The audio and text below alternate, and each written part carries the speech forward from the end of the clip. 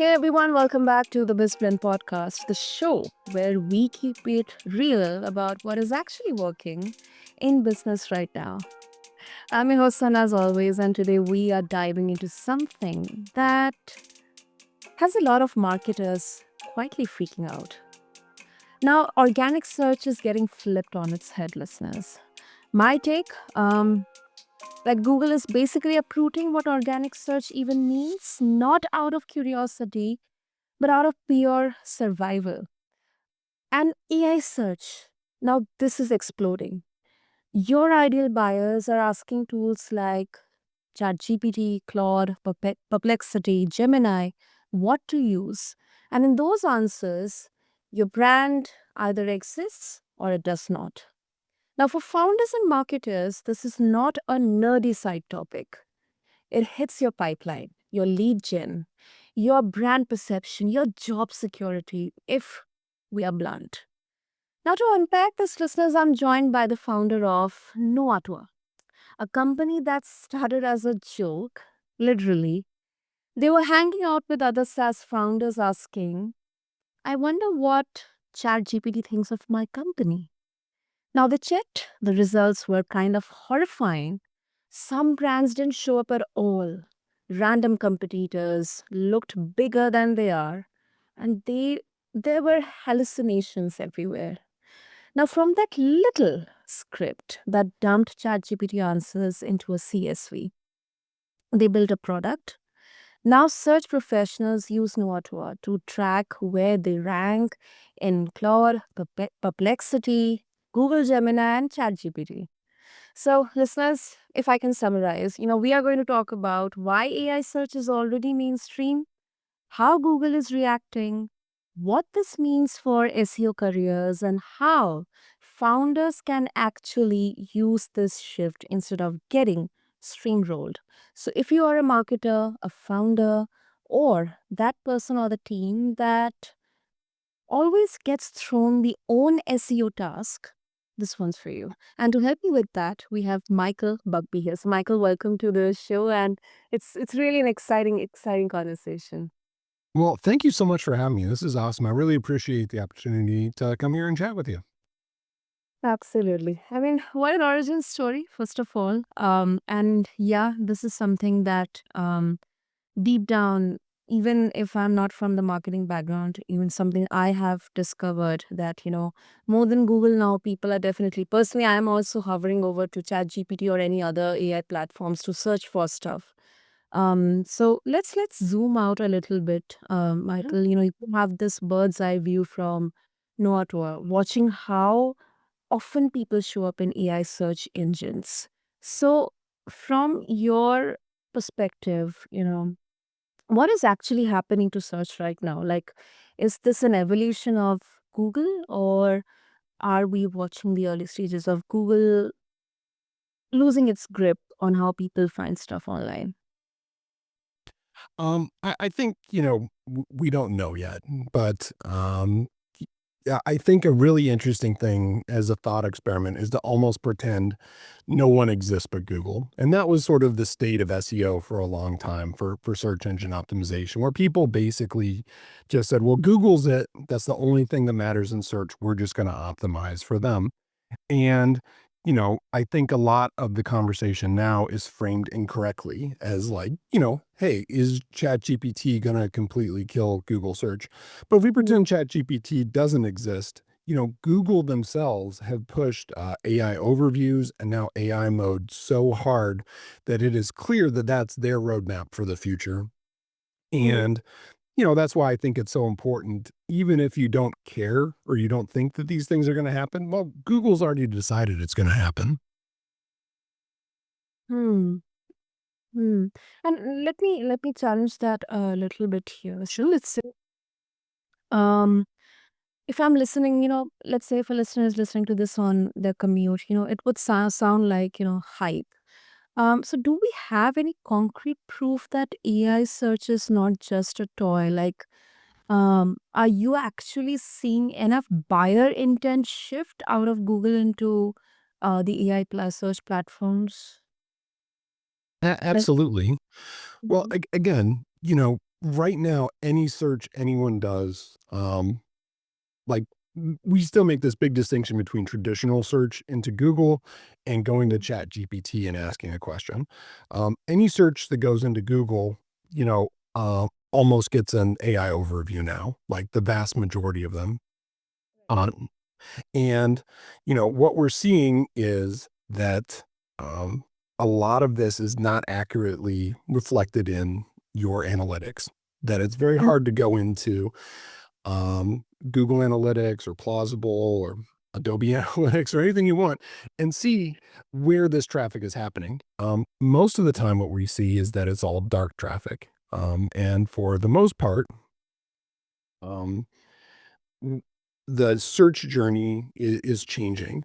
So, in a previous time, something you and I and all the listeners are really good at was doing a search at a very high level and then looking at three or four different links, opening them in different tabs, and then slowly, drilling down to something. And over the course of that, trying to make a buying decision, doing research, we visit a dozen different sites.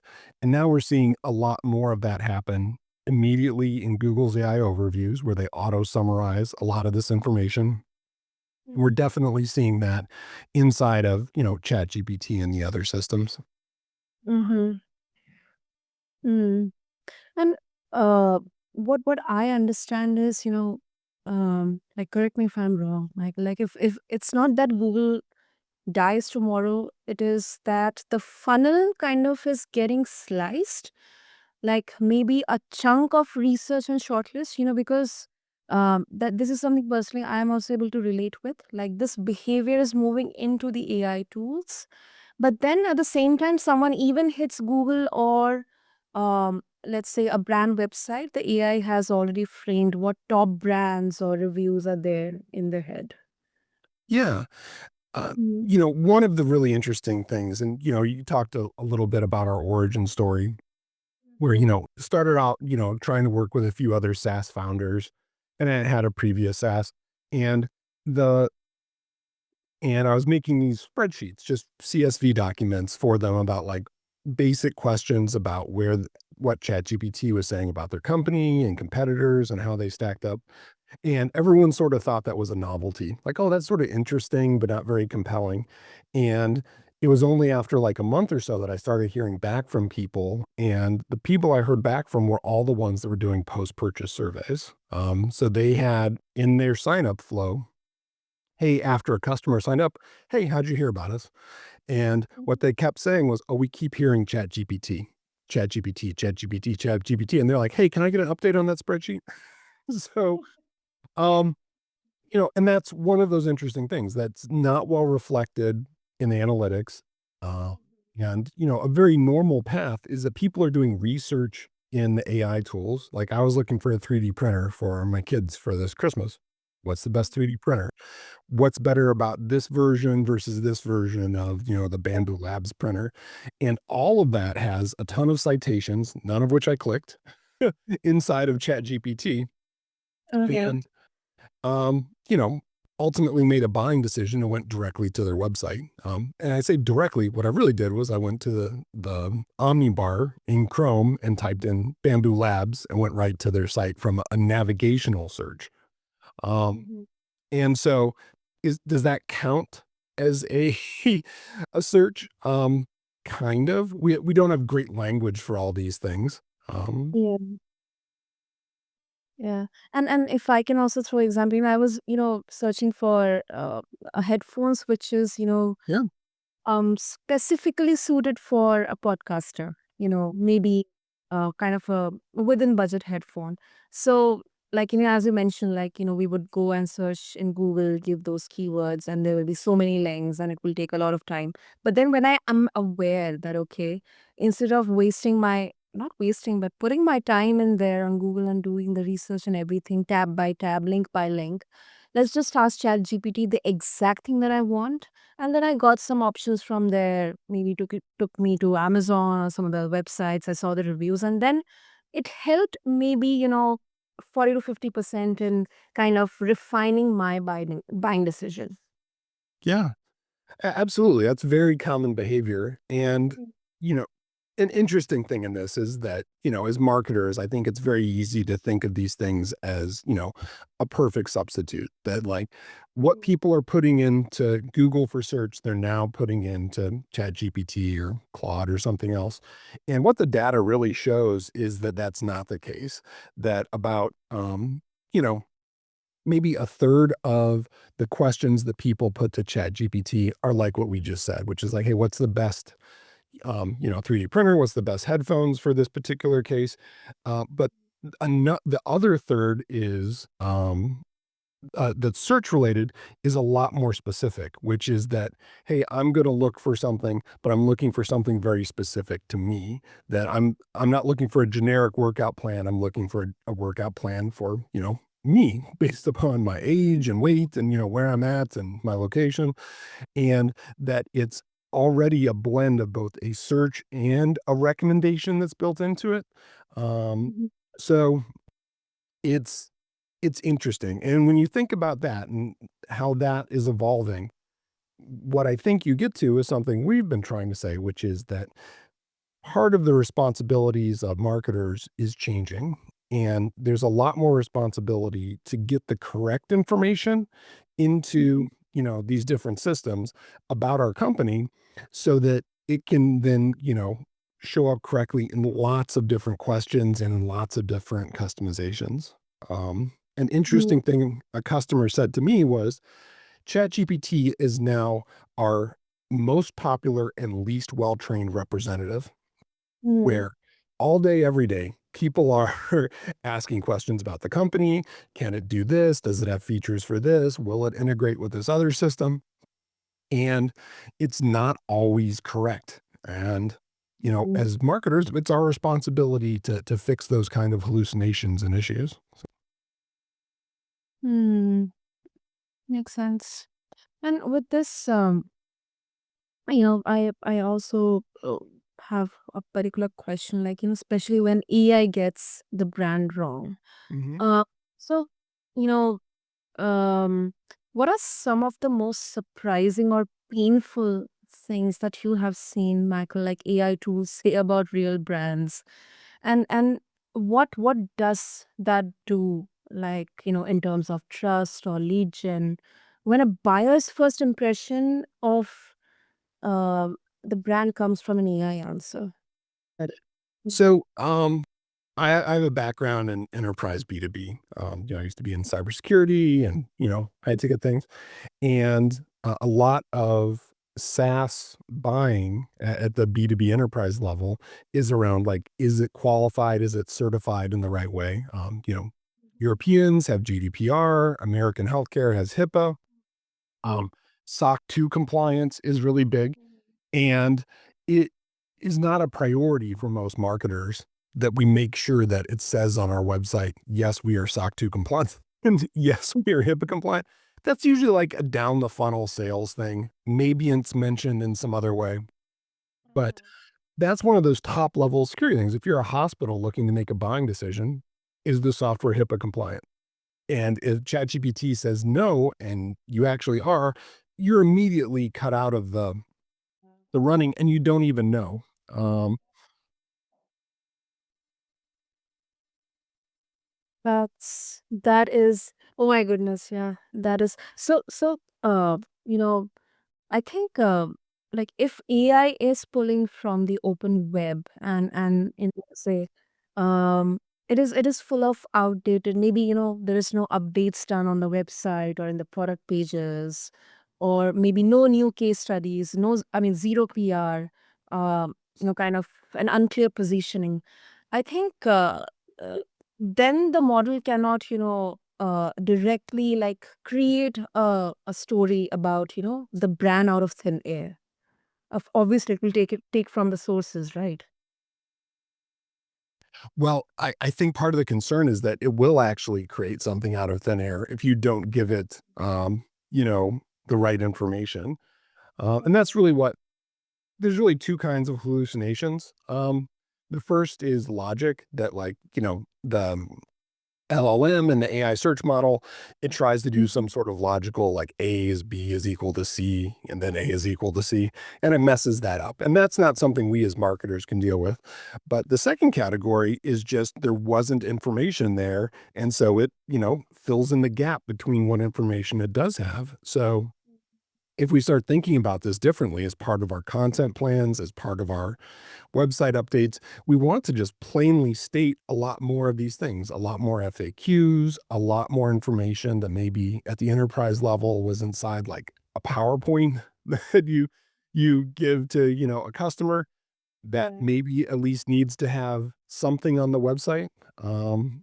And something else we found is that a lot of sites are accidentally blocking a lot of these AI indexing bots, and Oh. that's a big issue. So. Mm. Yeah, it is. Okay, let's talk about game plan. So let's say, you know, if marketers, they feel like, or they're listening, okay, cool, this is terrifying. What do I actually do? What's my game plan? So Sure. if you had to give a simple, let's say a three-step playbook for, let's say, a B2B brand that wants to stop bleeding visibility in AI search, what are those steps? I think step one, make Mhm. sure that you can be indexed by bots and not to be too self-promotional, but we do have a tool that at least simulates the requests from all these different systems. It's free and also it doesn't even require registration. It's called the AI Search Console. It's on Okay. our KnowaToa website. Very easy to use and quick, and it will just tell you if like you have a security plugin or Cloudflare, blocking being indexed. That's step one. Step two, I would say, really start to think about your content. With AI search, we're seeing a devaluation of top of funnel content. So, um, sort of the content strategy for the last decade was, doing a lot more educational content around what you actually sold. So if you have an email service, you write a lot of content around like what's a subject line, what's a and a lot of things that you can imagine almost like if it could have been a Wikipedia article, you probably don't need to put it on your site because an AI is going to serve that. And so in your content strategy, you want to do a lot more writing around middle funnel and bottom of funnel content Mhm. that explains all your features, your certifications, common issues, and why people wouldn't buy. And then lastly, I think you want to really think about distribution as having a lot more value. Here's an example. Um, Mhm. OpenAI has a multi-billion-dollar relationship with Microsoft, OpenAI, makers of Yeah. ChatGPT. Yep. Part of that relationship is explicitly that they get access to LinkedIn, which is also owned by Microsoft. Part of that Yep. relationship is they also get access to GitHub and all the GitHub repos, which is also owned by Microsoft. And so Mhm. distributing your information to those systems is a great way to both, get organic social media growth, but also has this great benefit of benefiting your AI visibility in a way that wasn't there previously.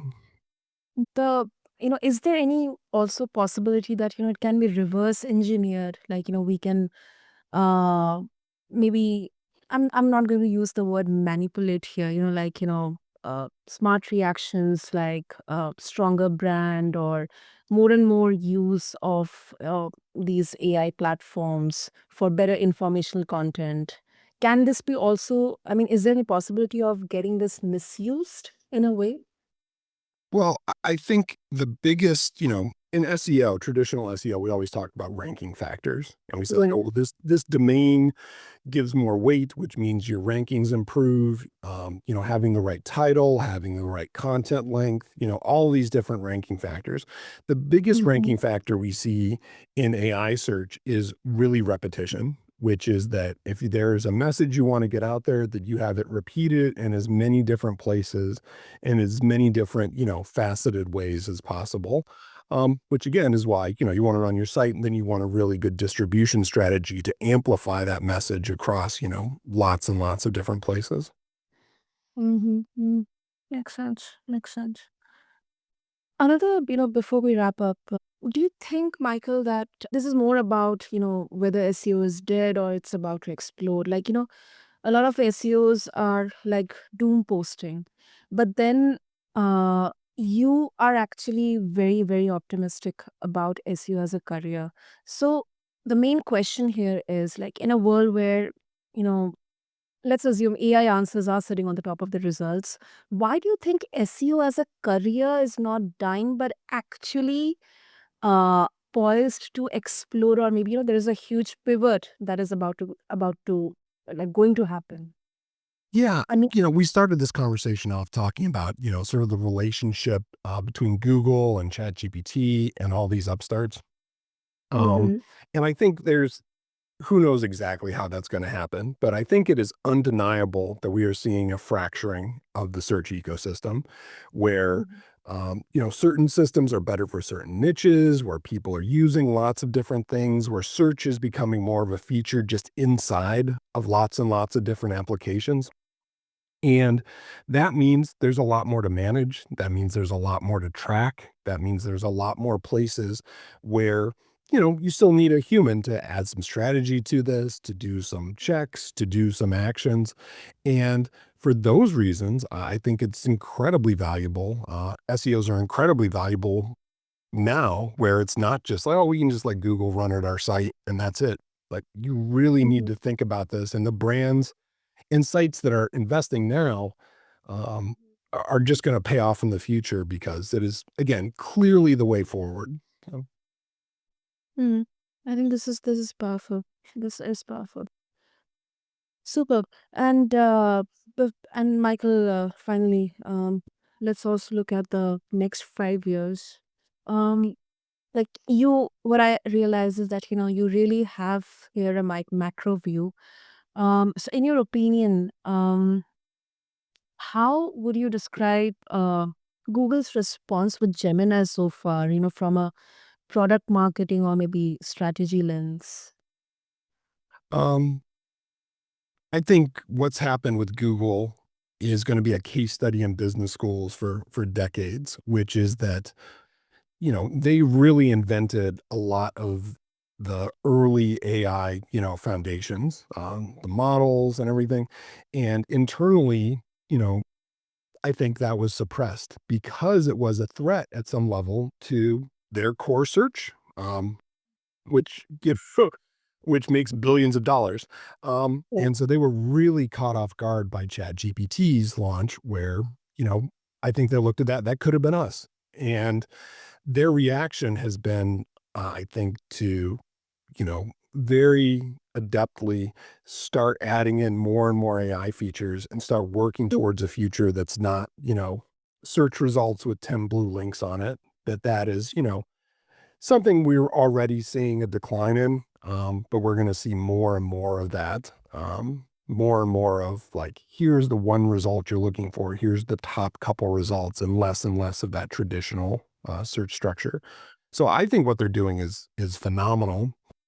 And I think it's phenomenal both in terms of, sort of this abstract technical way, but also as people. Like you mentioned, like you're using ChatGPT for research or Gemini for research because it's Mhm. better for you. Because like who wants to sit and like, mess with a bunch of links and go through this weird, overly SEO optimized content? Like, just trying to get things done. And I think Mhm. AI is very helpful for that. Hmm. So it is safe to say that SEO is not dead, but it's mutating. It's uh like a lot of reworking into strategy or maybe reputation management across ecosystems, and then also a lot of content engineering as well. Absolutely. So, hmm So, Michael, if listeners, especially the ones, not only just the CMOs or the marketers or the founders, but if anyone who is more interested into exploring this and also explore more about KnowaToa, if they would like to connect with you, what will be the easiest medium? certainly you can go to knowatoa.com. That's KNOWATOA.com. And, you can email me, Mike at knowatoa.com if you want. I'm also on LinkedIn. But if you are at all interested in this, we do have, like I mentioned, the AI Search Console on our site, which is completely free. And we also have like, you can put in your site and just run a basic search audit, which will tell you sort of Mhm. where you stand in AI search against a couple competitors and for a couple questions, and that's free as well. So, That is interesting. Yeah. So listeners, I'm going to definitely have all these links mentioned in the show notes. So yeah, just refer to them along with this episode on your favorite podcast platform. And I think well, I mean, in 30 minutes, we have covered a lot. I mean, AI search, well, it's not this hypothetical sci fi movie type future. I think it is already shaping how you are researching or shortlisting brands.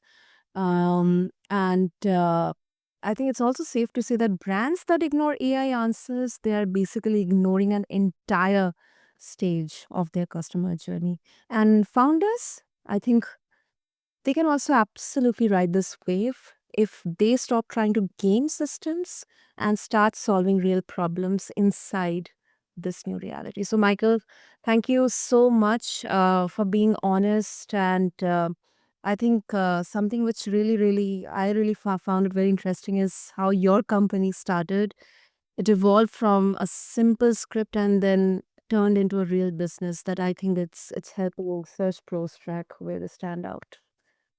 well, thank you so much for having me on. This was delightful. I really appreciate all the great questions. So. Superb, superb. So, to everyone listening, okay, let's take a homework here. Very simple, but maybe uncomfortable.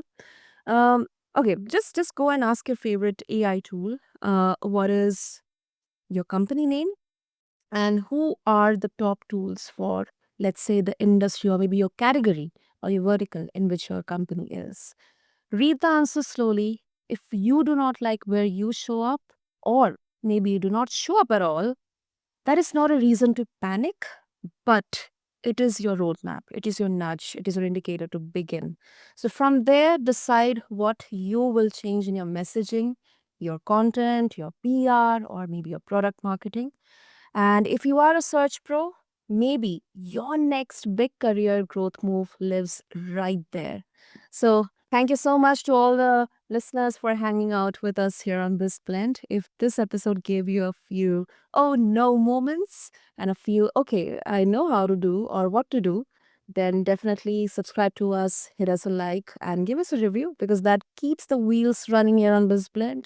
And until next time, this is your host, Sana, signing off. Thank you.